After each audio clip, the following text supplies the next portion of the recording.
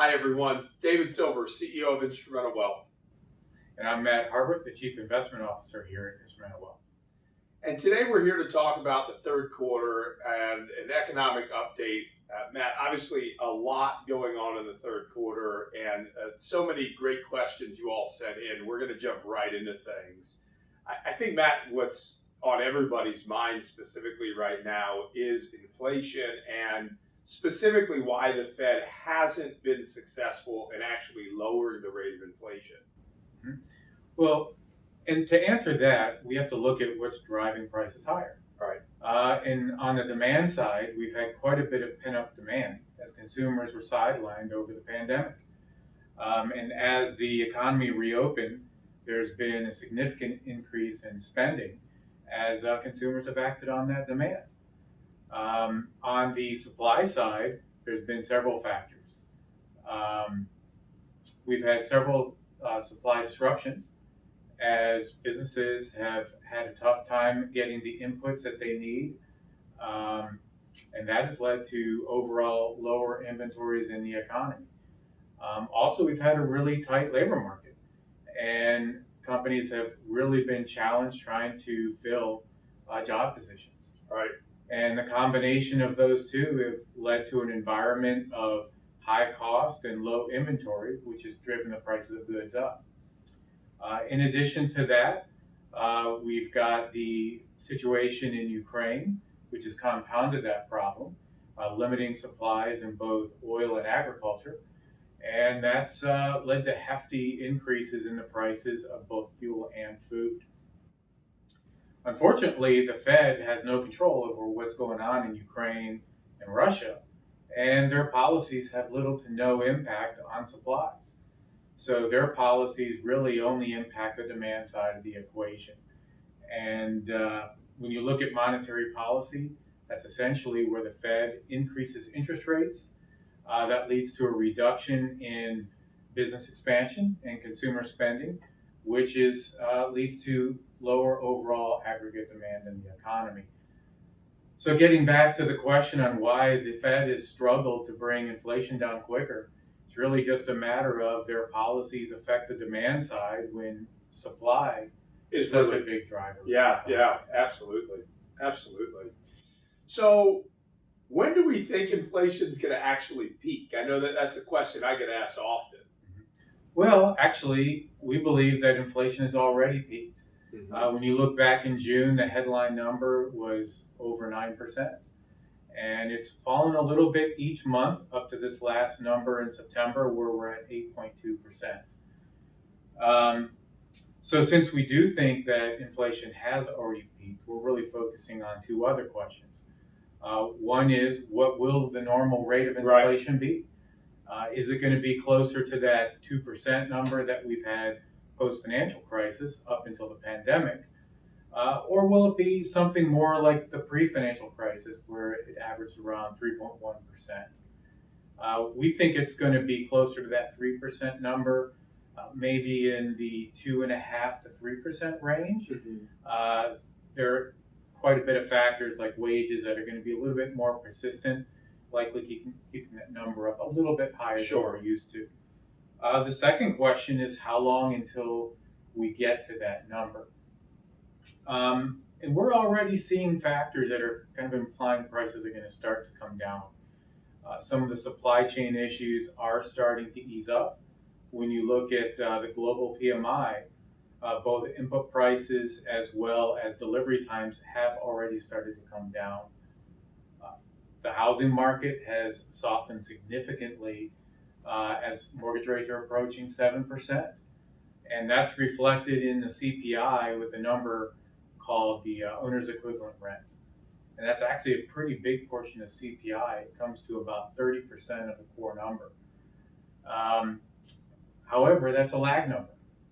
So even though housing has softened and prices are starting to come down a little bit, we're not seeing that reflected in the CPI yet. So we think as that number starts to catch up to the lag, that it will put some downward pressure on the overall inflation number.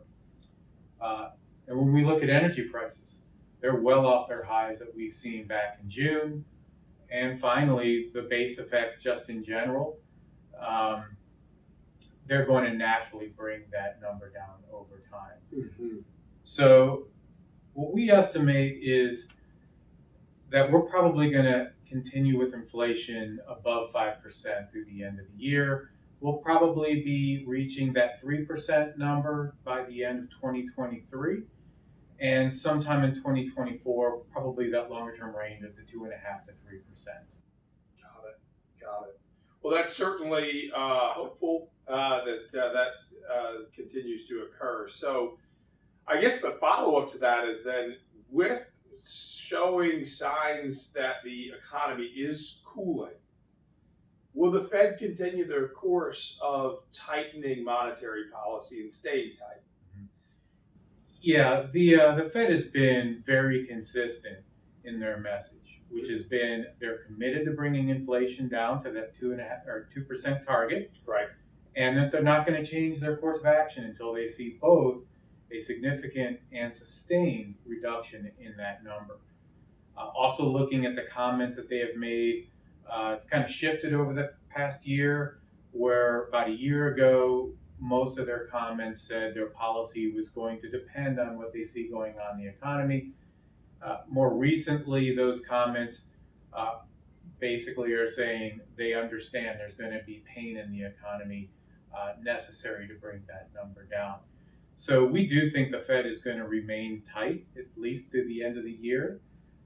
Probably going to see another 75 basis point hike in November, maybe a 50 basis point hike in December, and then in 2023, they might start to slow down there, but it's going to be data dependent at that time. Sure. So then I guess the question is a soft landing still possible, or is it pretty much inevitable we're going to go into recession at this point? Yeah, no, I think a soft landing is certainly still a possibility. But when we look at things like the yield curve, which is historically a very strong indicator of a recession when it inverts, we can see it's been inverted for several months already. Right.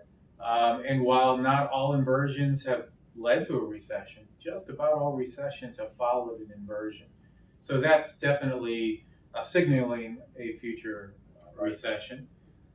We're also keeping an eye out on the unemployment number. I think if the Fed is able to bring inflation down and keep that unemployment rate under 4%, we're probably going to look back and say that they've achieved a soft landing. However, they've also been very clear that they don't think that they can bring inflation down without employment softening. So they are actively targeting that unemployment rate to get it higher in order to bring that inflation number. So just we'll have to see how high they're willing to take that. So overall, I think there's a higher probability that we'll see at least a moderate recession in 2023. Got it. So how will this impact the markets, and what should we do? Well, we can't predict what's going to happen with the markets in the short term. Right. But I think we can expect that this volatility, this heightened volatility we've seen, will continue. And really, the best way to hedge out some of that risk is to remain diversified among several different types of exposures. But it's also important to understand that we've had a pretty significant pullback already in both the equity and the fixed income markets, and that's going to lead to opportunities. That's right. Yeah, absolutely. Well, Matt, as always, thank you for your wisdom and your insights. I know our clients love hearing from you, and certainly keep the questions rolling in. If there's additional questions that you have around any of the material that we covered today, or if you have additional questions for Matt, please message us through social media. Hop on our website, instrumentalwealth.com, schedule some time with one of our advisors. We'd love to follow up with you and have a deeper conversation with you if this is of interest. Thanks, everybody. Have a great end of your year.